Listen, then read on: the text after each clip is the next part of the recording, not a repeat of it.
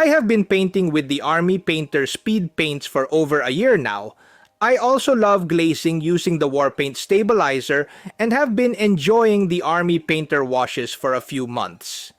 In today's video, we will talk about the most common mistakes of painting with transparent paints, like speed paints, washes, and even glazes.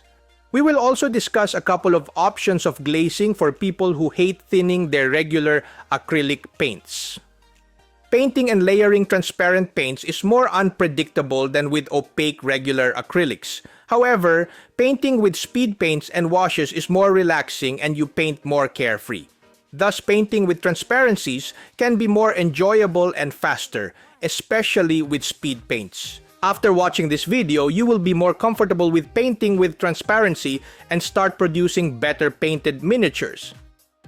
Hi, I'm Don. Welcome to my channel. This channel is supported by all these awesome brands. Also, special thanks to the Army Painter for making this video possible. The common mistakes of painting with speed paints, washes, and even glazing.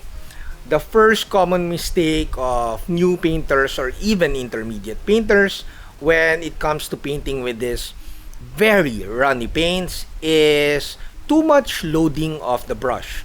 You have to get used to loading the brush with the proper amount of washes or speed paints.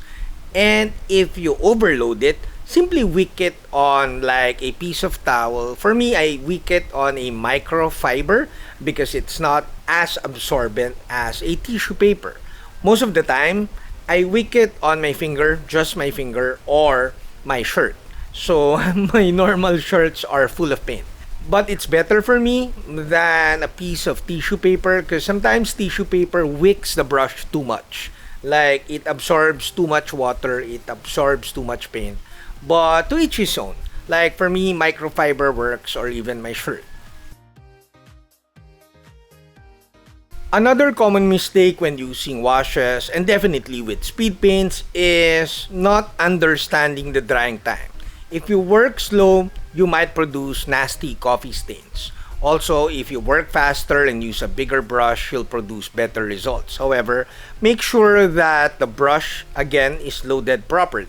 Also, the drying time varies. If you load paint too much on the miniature, the drying time will be slower, but it will tint less. All of the paints, this is the raised area. If you apply too much speed paints, all of those paints will be pulled down to the crevices because there's too much paint. So you have to get used to the amount of speed paints you apply on the surface of the miniature, or else it will be pulled down towards the crevices, the deeper areas, the details of the miniature.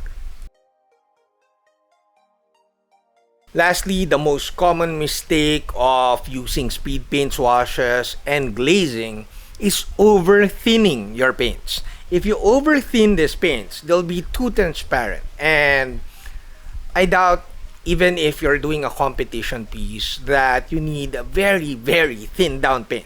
You'll need to apply 5, 6, or even 7 layers so that you really see the results. You don't need to do that. A good starting point to glazing with Warpaints Fanatic is around 3 to 4 parts stabilizer or water, if you want water, and 1 part Warpaints Fanatic. Warpaints Fanatic needs a lot of thinning so that you get really nice glazes. But if you don't have Warpaints Fanatic, usually regular acrylic paints would thin nicely at around 3 parts stabilizer or medium or water and 1 part acrylic paint. Shameless plug ahead, our Kickstarter is fully funded, and thank you so much for all the backers. You'll have 3 sets of tutorials from the different tiers. Of course, airbrushing tutorial in PDF and video format, layering and glazing or sketch and glaze in PDF and video format too, and of course our double slop chop with speed paints, which is only in PDF format because we have a ton of double slop chop videos in video format here at YouTube already. Now, after watching this video, do check out our Kickstarter. The link is down below. Finally, when you're painting with speed paints and washes or even very thinned down regular acrylics, I highly recommend you use synthetic paints.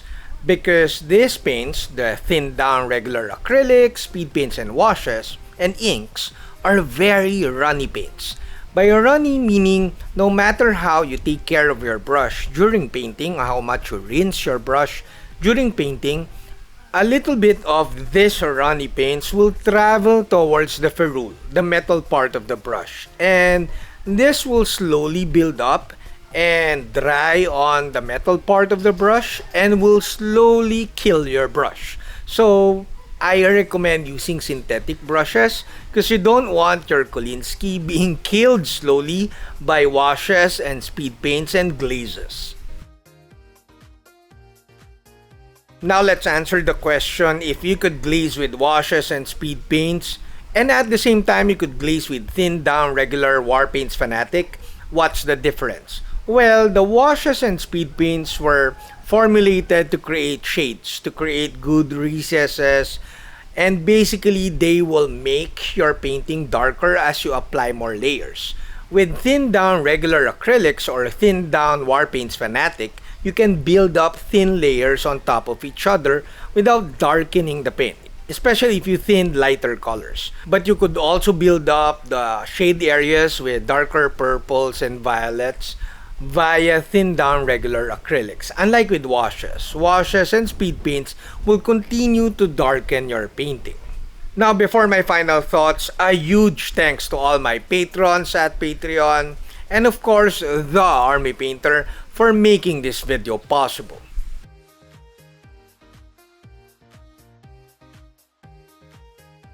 As I said, you can glaze with washes and speed paints, but those paints usually make your miniature painting darker, as you layer them on top of each other. For people who do not like thinning down Warpaints Fanatic for glazing, especially when doing army painting, you have a couple more options. The Speed Paints 2.0 pastel colors are great for glazing. These pastel colors are translucent yet opaque enough to build up brighter layers on top of previous colors. You even have Howling Sand and Maggot Skin that are perfect if you are not into vibrant and garish pastel colors. You could also use fluorescent paints from the Warpaints Fanatic range for glazing.